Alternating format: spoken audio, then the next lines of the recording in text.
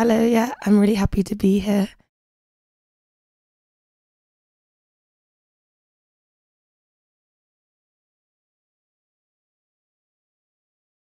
Really wonderful, actually, to hear people saying those things. I think um, it's very flattering and sweet, and hopefully, what they're saying is right. But yeah, I really appreciate it.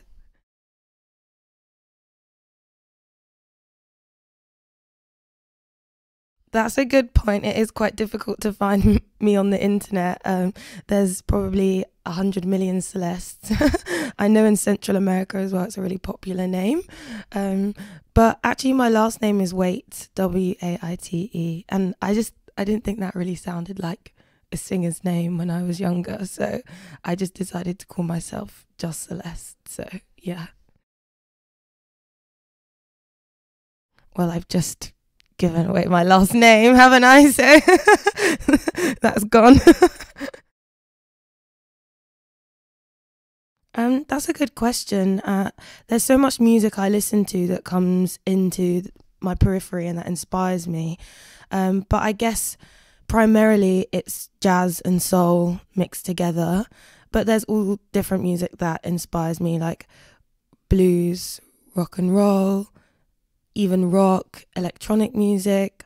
I listen to techno. There's all of these different things that you hear where like there's textures and music that inspires you and lyrics that inspire you. I like folk music too. I think like they're some of the best lyricists. So I try to listen to everything that I can, basically.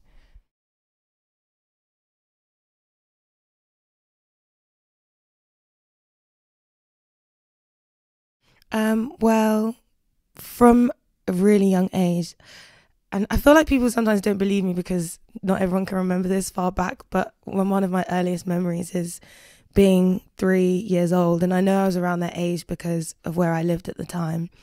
And my granddad used to have this car, and it was like one of the first cars he had with a CD deck, and it was in the boot of the car, and I think he could choose 6 CDs to put in, and then when you were driving you could select like whichever track you wanted, but the one that he always came back to was Aretha Franklin, and we just used to drive around listening to Spanish Harlem and like Chain of Fools, and as soon as I heard her voice I was like, I love this, I love this. So he just kept playing it.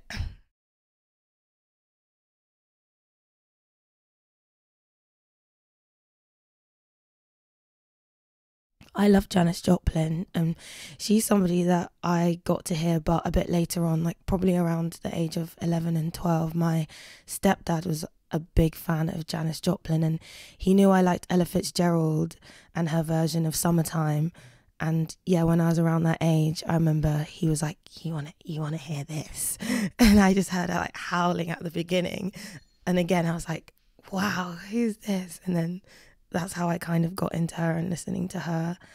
I think like a rock voice and a soul voice are sometimes not that far apart. So she definitely has a lot of soulfulness about her and like her emotion.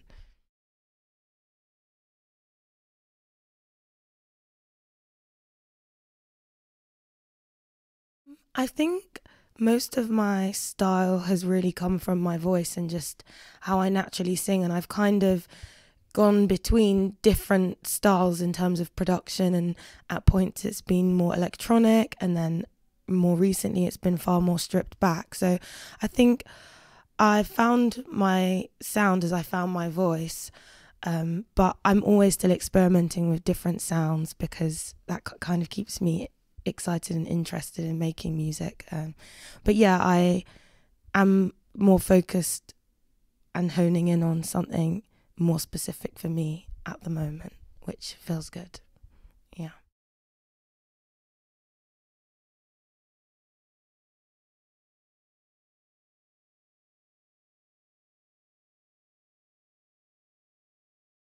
I would love to perform there. Um, a lot of the singers that I listen to have performed there, and it's been like, I guess, one of the great moments in their career. So if I got to play there, that would be, uh, I guess, like a dream come true.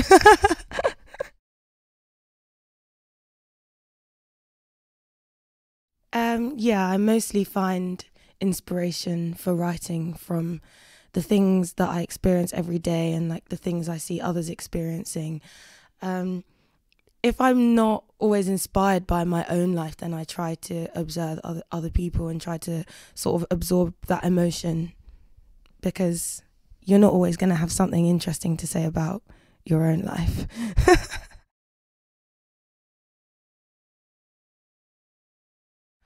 When I have new songs, I think I don't plan how it's going to sound, but it's quite instant once you start hearing chords and you start singing. That kind of dictates how it's going to sound within quite a short space of time. Like I'd say within like 10 minutes to an hour and a half of playing like that first note or hearing that first beat, you kind of know where it's going. And then you start to imagine what else you can do with it. I think when I'm listening to other people's music, the thing that makes a good song for me is hearing raw emotion, like uncensored. And the lyrics are really, really important to me, and everybody has their own individual taste on what they think is a good lyric. So in that sense, if the lyric isn't really there and it's something that I can sort of like relate to and attach myself to, then if I feel this kind of emotion in people's voices, then that's what kind of gets me. Yeah, I find my favourite music has that.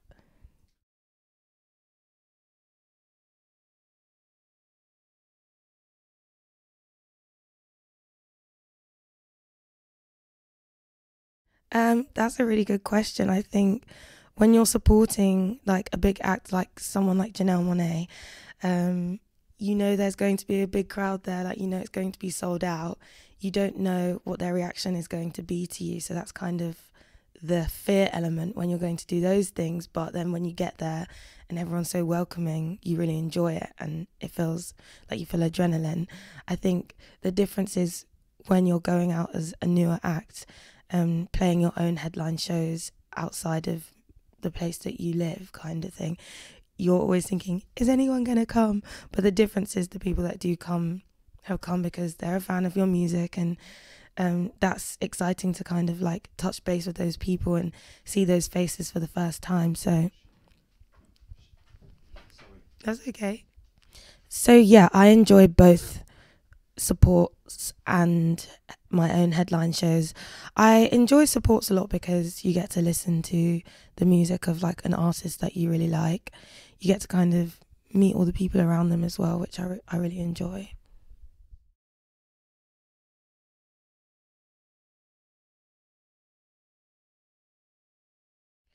Well, yeah, that's my plan. I'm going to be working on an album between now and the end of this year and maybe further, but I'm hoping to have something to show people or begin to show people by March of 2020. And before that, I'll be heading out in November supporting an artist called Michael Kiwanuka. We'll be here. Well, actually, we'll be in Cologne, and there's a few other places too. So, yeah, hope to see you there. Well, actually, Michael Kiwanuka's album Love and Hate has definitely been something that's like remained prominent in my head, because I like how sort of stripped back it seems and then it gradually builds and there's so much sort of like drama that comes from it at a point, but it still feels really honest and it still feels like natural to come from him.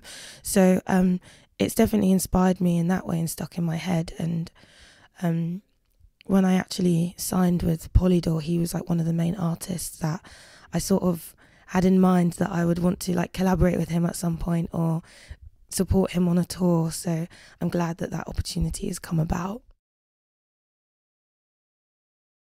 We don't, but hopefully we'll write something together at some stage. Yeah.